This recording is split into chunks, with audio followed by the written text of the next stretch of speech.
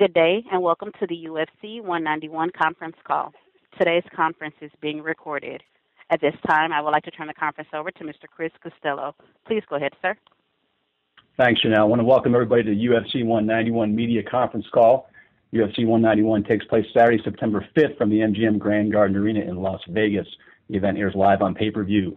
On today's call, please welcome the main and co-main event stars of UFC 191, UFC flyweight champion and number 3 pound-for-pound fighter in the world, Demetrious Johnson, number 1 contender John Dodson, and former UFC heavyweight champions Andrei Arlovski and Frank Mir.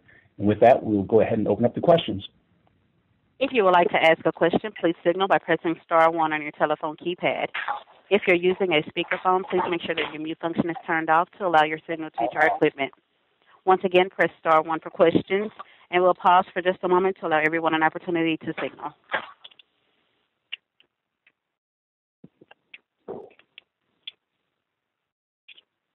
Now, as a reminder, this is star 1 for questions.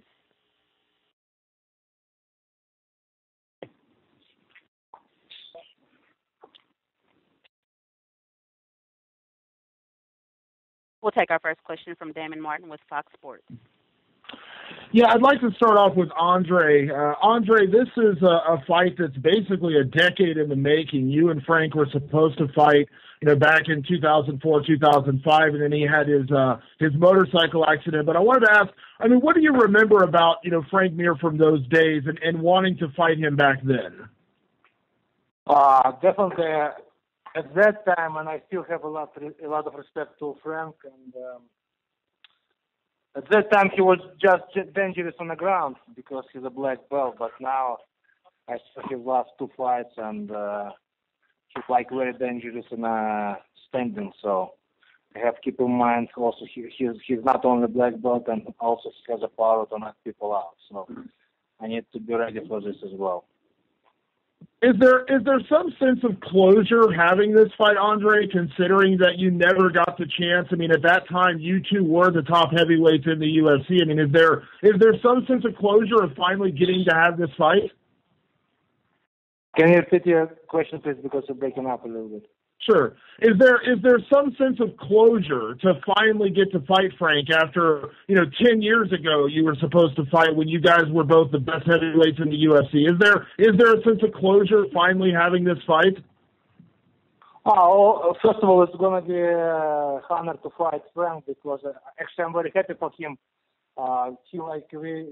Frank and I, we're like old school fighters, he's climbing back on the top right now. I'm number 4, and I'm very excited about that fight, and I'm sure a lot of fans when I see that fight, and I'm sure it's going to be a good fight for our MMA fans, and it's an honor to face Frank on the co-main event on UFC 191 in Vegas. And what does it say, Andre, about you and Frank having the longevity to be relevant, be champions in 2004 and 2005, and here you are both back in the top 10 in 2015. What does that say about the work you've put in and the career you've built to still be here 10 years after you were first UFC champion? Like I said, I'm very happy for Frank, and I'm sure it's going to be a great fight, and we're old school fighters, and I'm sure we're going to surprise a lot of people. And question for Demetrious. Demetrious, I know there's a lot of bad blood, brewing between you and John Dodson. You've been able to take yourself out of being too emotional before any fight, but is there an extra level of emotion for a fight like this, fighting John a second time, knowing the rivalry that's there? I don't want to call it bad blood or emotional. It's almost like any other fight. Regardless if I win or lose, I keep it moving and I go on to the next one. So that's how I look at all my fights, and that's how I look at this one. Is there a sense of putting a guy like John behind him? If you're able to win, September 5th, that's 2 wins over him. Obviously, there's we don't see a third fight very often. Is there some sense of that if you beat him this second time, you probably wouldn't have to deal with him again? I wouldn't say that. I've been being in sport for a long time, and I believe John Dodson will be in the sport for a long time as well. So I think our paths will cross again, just like I believe my path will cross again with Justin to beat us, whether I win this fight or not. We're the top fighters in the world, and we keep being here all the people who are below us. So I think our paths will cross the game regardless of who's champ or not. Thank you. We'll take our next question from Jack Incarnacio with Boston Herald. Thank you. Demetrius, would you say that John has been your toughest challenge as champion? Yeah, definitely. When we first fought, I got in trouble at the beginning of the fight, and then I had to make a little adjustment and then finally wait till I get my hands on him. And then other than that, in the stand-up department, absolutely. I fought, you want to look at my championship fights, you date back to Dominic Cruz. We were fighting everywhere on his feet. The man suplexed me twice. So, Dominic Cruz, that was a tough fight for me, which I believe gave me, the experience to be successful at 125. Sure. What was challenging in particular about the way John fought you? It seemed early that closing the distance was a priority for you. You did find success when you were able to get the clinch, but it seemed like getting in there was challenging at first for you. Well, it's octagon. You have, two men in it who weigh 125 pounds, and we're both 5'3", and you're in the 25-foot octagon. So, and you don't get called for backing up. So if a person goes forward and another person backs up, it's going to take a long time for that person to get to the other person. And if you look at the first fight, he is a counterpuncher, so he likes to use movement and wait for his opponent to overextend, which I ended up doing in the first fight. And eventually, once he got tired and stopped running like too much, I was able to get my wrestling and my punch game and get to him. Then, that's what happened. And I always use the analogy, if you had two cars, if two people that are in a fight, they have to clash. And when that clash happens, that's when the clinch game starts, that's when the wrestling starts, that's when the jiu-jitsu, or even striking. But, in the beginning of the fight, I was trying to get to him. I was going forward and he was going back. That's why that happened. John, do you feel like you had any missed opportunities in that fight, looking back on it? Yeah, I had a missed opportunity of knocking his head off. I messed up, and with a few shots that I missed on when I dropped him, I should have capitalized on it. I mean, Demetrius was a tough opponent, but he continuously has that conditioning in that championship level where he wants to get back up and stand to his feet every single time, every chance he gets. So my opportunity is just to capitalize on every mistake that he made. When you go back and watch that fight, what stands out to you? Me not punching him in the face repeatedly when he hits the ground. When he hits the ground, okay. You're following up on your knockdowns or your near knockdowns. Yeah, because everyone saw me with a vicious intent of my killer instinct when I had knocked out on TJ Dillashaw, Daryl Montague, and everyone else that I put down. I didn't have to show that same type of intensity or that level of killer instinct against Demetrius Johnson because I showed way too much respect in that fight. And then when this one's coming up, I'm going to make sure that, I see Demetrius just as another fighter and not as a champion. Thanks. Quick question for Frank. Frank, can you tell us your earliest memory of Andrei Arlovski? I don't know which one's the earliest one, but I remember when I watched him fight KB Renato, and I just remember being just overwhelmed with really impressed with how overwhelming he was. His offense, his footwork, his combinations. I remember just being so impressed. And, I think a lot of times we try to get things in perspective that we're all fighters and we have to fight each other. But it was one of those few times where actually, I personally was a fan, where I'm like, wow, this is a very beautiful thing to watch. So impressive, so explosive, so fast. And, the fan in me also came out. Did you think about ways that you could beat him even back then? Your style was a bit different back then, and you probably would have approached him differently back then than today, I'd imagine.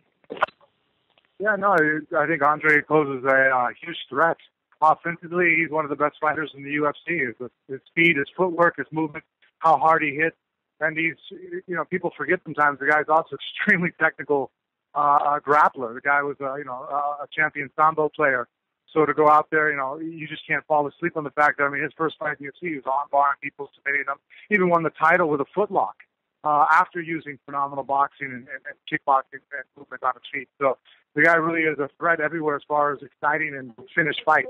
You never have to worry about him really being a fighter that's going to try to drag a fight out, lay on you, and just look for a referee's decision. The guy is super entertaining. I think he's great to have him back and up climbing the ranks like he is now for the sport. I think it's great for everybody. Last one from me. Andre, we've seen Frank log a few knockouts recently. That certainly wasn't the big threat he was presenting back when you were the champion. What do you think of his striking? What do you think of the knockouts he's been able to get? Are you impressed? Like I mentioned before, I was so surprised, and like I said, he's not only dangerous right now on the ground, he also has great boxing skills, and he has power in his hands, and last 2 victories over Bigfoot and that, it was amazing, and it was impressive for me, and I just need to keep in mind he can throw punches, he can throw combos, and I just need to keep my hands up all the time. Thank you. And we'll go next to Mike Bond with USA Today Sports. For Demetrius and for John, you guys are both undefeated in rematches during your career. Can you talk about, how you approach fighting an opponent for the second time, whether it's, having tactics in the fight or your mental approach, all those kind of things? Demetrius first, then for John. For me, we were able to go back and look at the very first video or the fight we had with that person, and even look at his previous videos that the person's had after we fought, and just go back and keep on completing the training as being the best much as you can when you got there and fight that night. Other than that, you can see the success you had from the first fight, but doesn't mean that success is going to be there in the second fight because, time, as time goes on, that person will and should get better as a fighter. For me, I just think that's different. It's a different fighter every single time I come into the ring. So you should be able to brand new person, every single, as if he's a new opponent. He has new skills, new assets, and he's more dangerous, man.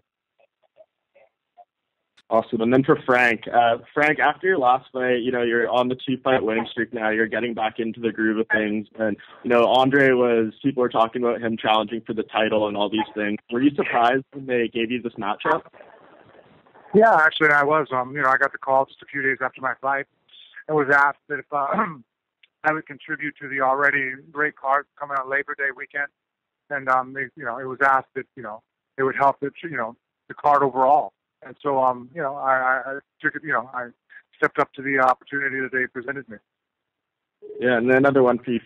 Between you and Andre, you have including this fight coming up, you'll have 44 UFC fights, which I believe is the most for any two opponents in UFC history. And, you're 1 and 2 in heavyweight appearances and wins and knockouts and everything. Do you think this one, kind of determines who's really the best, heavyweight in the UFC of all time? Or what do you think this fight really means for your guys' legacy? Well, I think that pretty much Andre and I just represent the same thing. So I really think there's no losers on September 5th. We're both guys that, we're champions. We're at the top of the sport. We worked our way up there. And then we both had it to where people counted us out. I read articles where they thought that Andre was no longer had it. I read the same articles. They said that I should retire and I should call it a night. And here we back are in the mix of things. Andre is knocking on the door of a title fight. He's ranked 4th in the world. I'm back in the top 10. Retirement talks have definitely been, silenced slightly now. And so I think both of us represent that as long as you're diligent, you train hard, and you have heart behind what you're doing, that, success will come. You just have to keep, marching forward, regardless of what those around you are saying. Yeah, and then last thing for you, Frank. By the time this fight happened in the UFC for over 5,000 days, I think the longest tenured fighter in the company without ever being cut or fighting in another promotion or anything. Can you guys just talk about your run up until this point? I know you've had ups and downs and, won titles and all that stuff. Well, I'll go first. I was just talking. I think that it is just being diligent, just trying, going out there and just not accepting defeat. Andre has ran up against obstacles at one time. When Andre was the champ, he looked near unbeatable. He was one of the intimidating guys walking out to the octagon, hopping around, jumping, just striking and boxing. He was really ahead of his game. Nobody in the heavyweight division had hands like him at that time. He kind of paved the way for more guys becoming better strikers and really sitting and learning boxing, myself included, going and trying to be diligent about how to be a better fighter on our feet. And so I think that that's just what we represent, is just, hitting hardship and just coming through it. I think a lot of people can relate to that in their life, where you hit adversity and things aren't going well and you go out there and you keep trying. And a lot of people, they feel that, well, I'm just going to call it a day and then sign off. And Andre never took no for an answer, and neither have I. And we just kept out there and fighting and pushing and put ourselves back in the situation. Awesome. Thanks, Jess.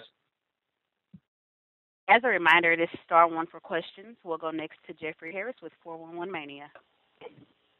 Greetings. Thank you all for joining us today. Andre, so this fight, you're ranked number 4 right now. Frank Mir is number 10. I mean, obviously this is a great heavyweight matchup, but some people were suspecting you were in line for a title shot after beating Travis Brown. Were you expecting maybe a bigger fight than Mir before you got off to this matchup?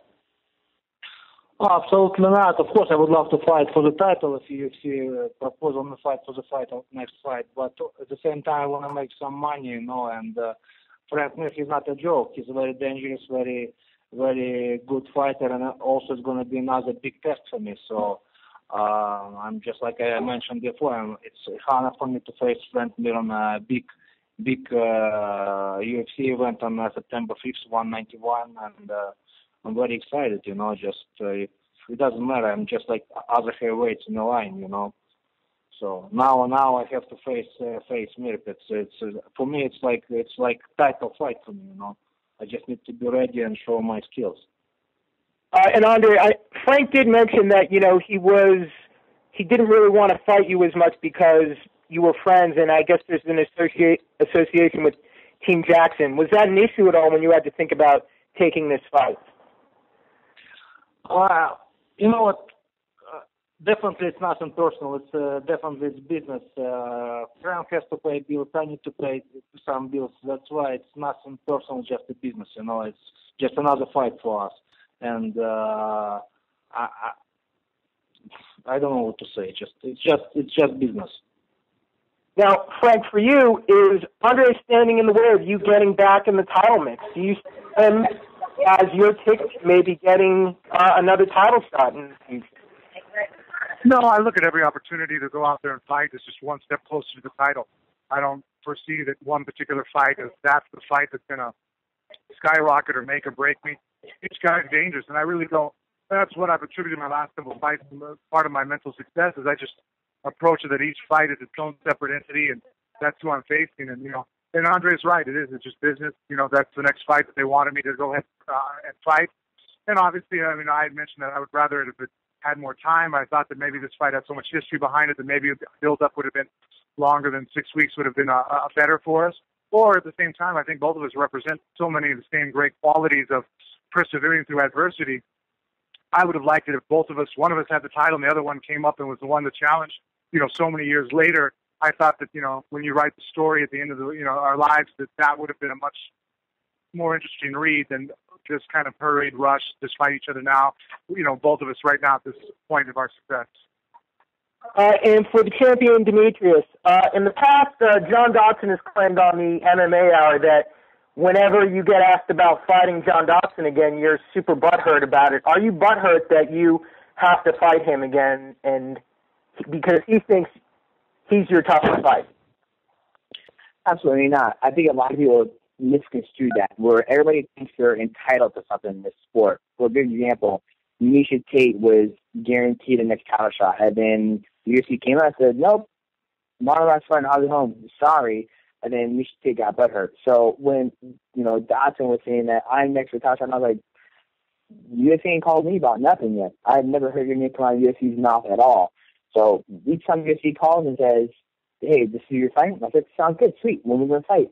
That's what it came at. So that's more in the line of people saying that they're entitled to things, to where nobody's entitled to shit in this sport. When you get the call, that's when you get the call. Now, for John, the last fight you had with Demetrius, I mean, you lost on the scorecards. I mean, it was 48-47 on 2 scorecards, 39-46 on 1. What do you think you have to do this time to make sure you're the winner? I mean, I think you're probably one of the few guys in the division that can maybe match Demetrius Johnson in terms of speed. I mean, is it an issue of speed or is it the wrestling? What do you think it is this time? Well, this time I'm not going to let go to the judges. I'm going to go balls to the wall, and I hope DJ's willing to go do the same thing. And when you're thinking you're going to win the title, do you think you will make a better champion than Demetrius Johnson? Of course, everyone likes my face anyway. They already said I'm the greatest of all time, so why not? They already forgot about the DJ. Thank you very much, everyone. No problem. You are welcome. And we'll take our next question from Daniel Flynn with Breitbart Sports. Question for Frank and Andre. most of the heavyweights that you fought early in your career, they're either watching the UFC at home or they don't compete at the high level that they once did. What is different about you guys? What did you do differently in your careers to be fighting in the co-main event of a UFC pay-per-view 15 years into your careers? What is different that you've done than these other guys who are not relevant anymore?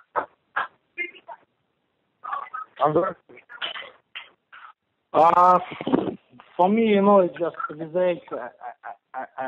I think I became a smarter person and a fighter. I choose what's more important for me, and I have a second run in UFC, and I'm sure it's going to be better than first one. And I will do everything possible to be a champion again. And I just love what I'm doing right now, and I feel great, and I still have fire in my eyes. I just ready to go, and I'm very excited to be a part of this great event on September 5th. And it's different a lot than I was like 10, 15 years ago, and I still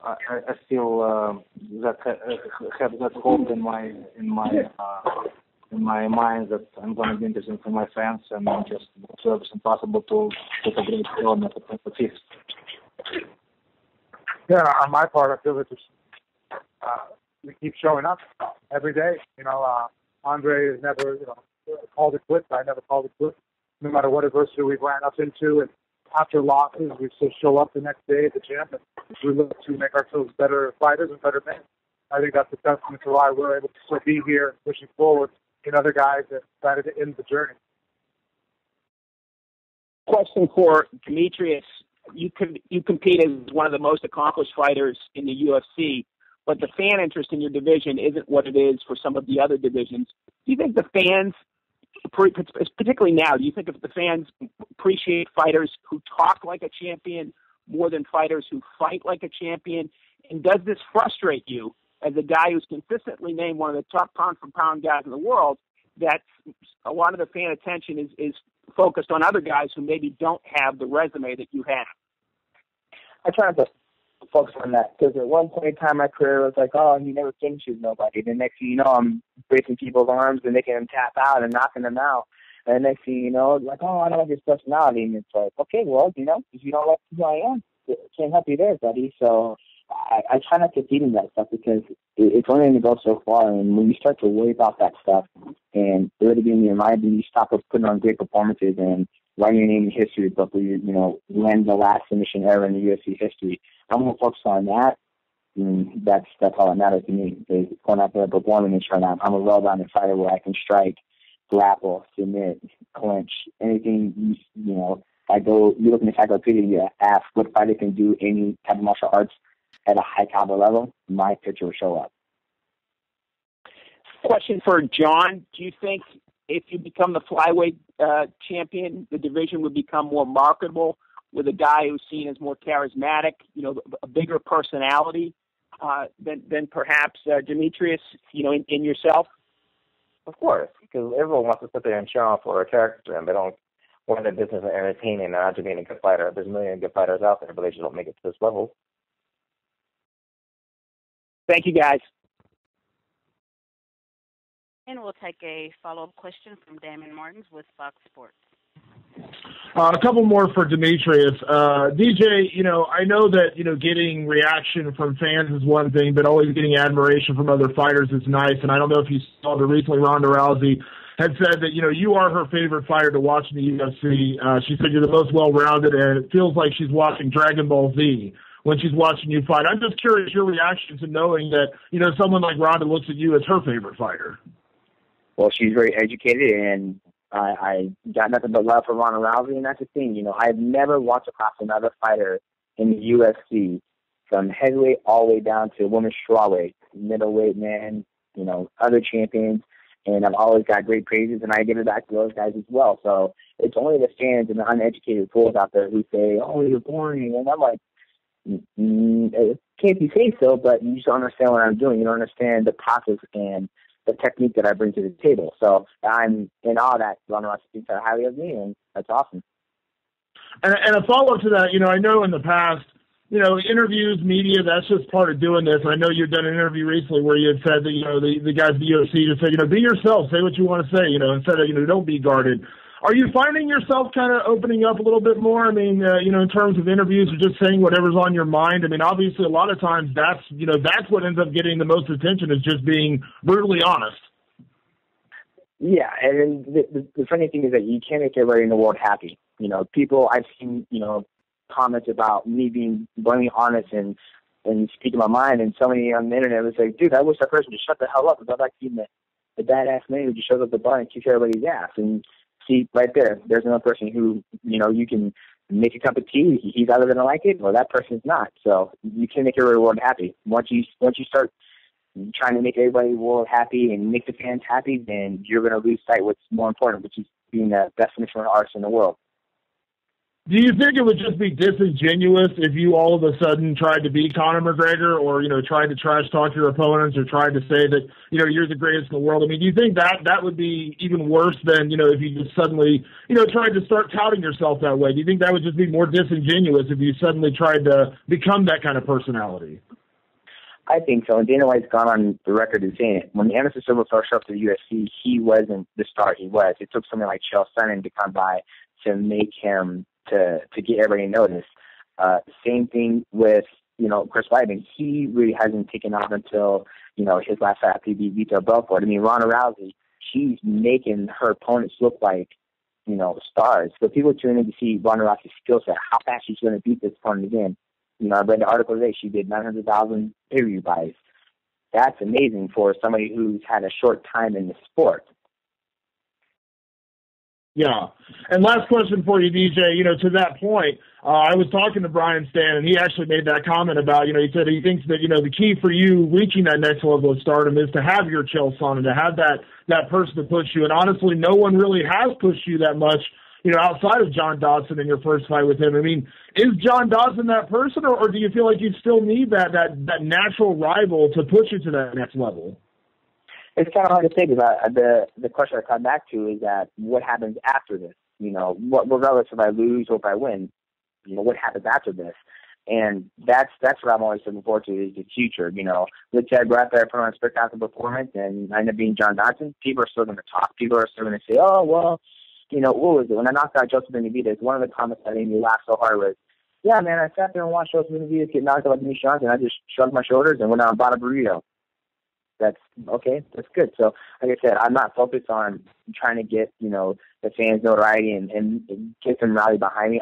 If you want to see great mixed martial arts, tune in when I fight. If you want to see drama and all that stuff, you guys can go watch Bachelors in Paradise. There'll be enough drama you can want to watch. And a question for Frank. Frank, because you have been in the UFC for so long, but you also were around during the days when everyone said, the Pride heavyweights were the best ever. I'm curious now, with where the heavyweight division is at right now, with Fabrizio's champion, Kane, and yourself, and Andre, and all these other guys, is this the best the heavyweight division's ever been, or is there another era that you would point to say that that's when the heavyweight division was at its best? No, I think this era right now is the best it's ever been. I think in the past, we've always had top-level guys, but I think it dwindled off after 4 or 5. Right now, I mean, there's guys that are 12, 13, 14 that are great fighters in the heavyweight division. So I think the top 10 right now is extremely stacked, and I think it's the most stacked it's ever been.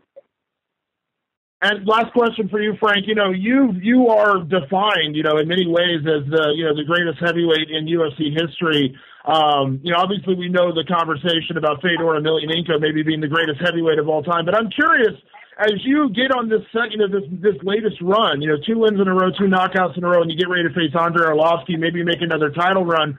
Are those things that matter to you? Legacy, things like hearing, greatest heavyweights of all time, are those things that do matter to you? No, I mean, I think my wife and kids try to listen to them more than I do. Honestly, every time I hear it, I just kind of, I think most guys that are at our level are extremely critical of ourselves. So I think I have a hard time seeing myself in that light. And that's probably one of the reasons why I'm still so diligent about being in the gym and training and pushing myself, because I really don't think I've accomplished near enough of what I want to. Awesome. Thanks, guys. And we'll take our next follow-up question from Jack Encarnacio with Boston Herald. Thanks again. Demetrius, I'm looking at the flyweight rankings. I see John's name, of course, who you defeated and who you rematch. You've beaten Joe Benavidez. Formiga's there, but he's lost to both John and Joe. Ian McCall, who you've beaten. Moraga, who you've beaten. Horiguchi, who you've beaten. Lineker has trouble with weight. What do you think of the division? If you defeat John in a rematch here, do you feel like you've done your business at 125? No, there's still a lot of guys I still haven't fought, haven't fought Sergio Pettis, haven't fought Henry Cejudo, haven't fought Ryan Benoit. Those are all great athletes just because they're not big star names, like the other guys, and they haven't worked their way up there and had the chance to test their skill set against, guys like Dodson or Benavidez or Ian McCall. Doesn't mean they're not a challenge or something I'm not looking forward to fighting. What is your thought about ever doing 135 at this point in your career now?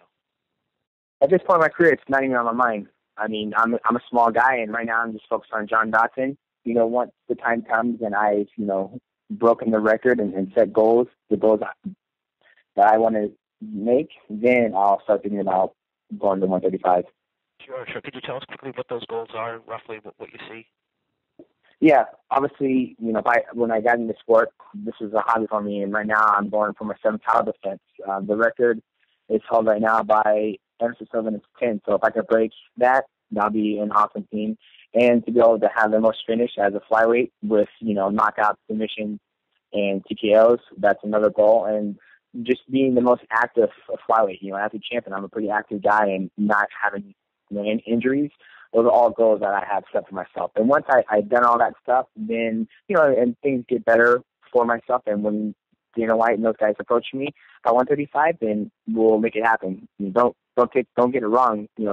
Dana White and Louis Fertitta, we had a talk already about going to 135, and we had discussions, but that's what they say.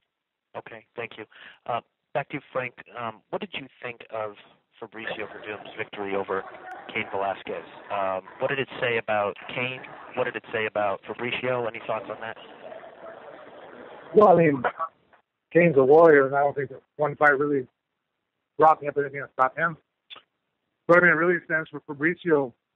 It's phenomenal. The guy, at one point, the UFC had released him.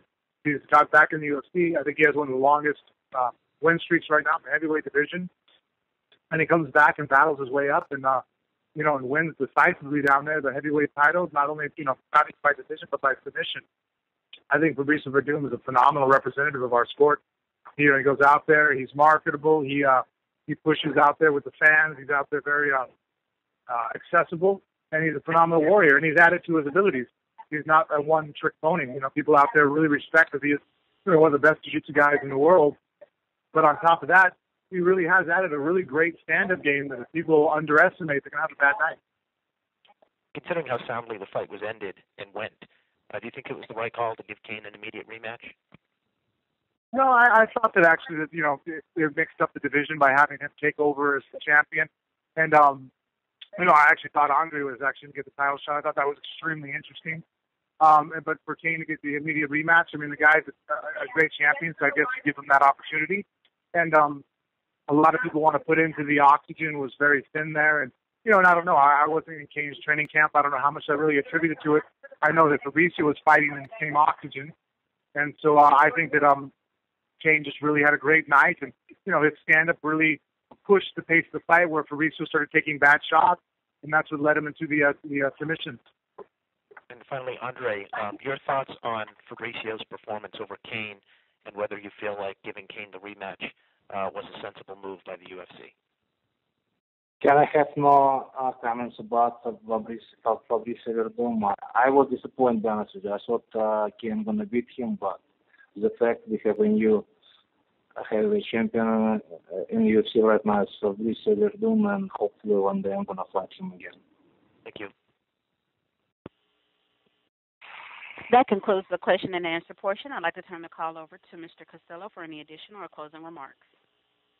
Thanks, Chanel. We'd like to thank everybody again for joining us on today's call. UFC 191 Fight Week activities will include Ultimate Media Day next Thursday at MGM, as well as the Go Big launch event on Friday at MGM just prior to weigh-ins. Have a great weekend, everyone, and we'll see you next week here in Las Vegas. Thank you. That does conclude today's conference. Thank you for your participation.